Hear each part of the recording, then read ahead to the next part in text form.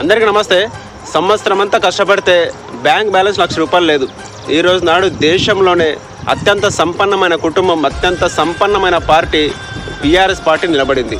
Number 1 స్థానంలో. దశాబ్దాల పార్టీలో ఉన్న టీడీపీ తీసుకున్న, డిఎంకే తీసుకున్న 100 నుంచి 150 కోట్ల మధ్యలో ఉన్నది. మన బీఆర్ఎస్ పార్టీ 686 కోట్ల యానం సంవత్సరం ఇన్కమ్. అంటే ఈ లెక్కన వీళ్ళు అక్రమాస్తులు ఎన్ని లక్షల కోట్లు, ఎన్ని వేల కోట్లు ఉన్నాయో మీకే వదిలేస్తున్నాం సార్. మీరు బాగా ఆలోచన చేసుకోండి. కాళేశ్వరం పేరుతో, కార్ రైస్ పేరుతో ఏ స్కామ్ చేసినా అందులో 70% 80% స్కామ్లు చేసారు. ఓ 20% జనాలు ఖర్చు పెట్టారు. లక్షల కోట్ల రూపాయలు దోచుకున్నారు. ఆ దోచుకున్న పైసలతో కొన్ని వందల యూట్యూబ్ ఛానళ్ళు కొని, సోషల్ మీడియా మీద కొన్ని వందల కోట్ల రూపాయలు ఖర్చు పెట్టి ఇప్పుడిప్పుడే బాగుపడుతున్న తెలంగాణని మంచి చేస్తున్న రేవంత్ అన్న గవర్నమెంట్ మీద విష ప్రచారం చేపిస్తారు ఈ బీఆర్ఎస్ దొంగలు.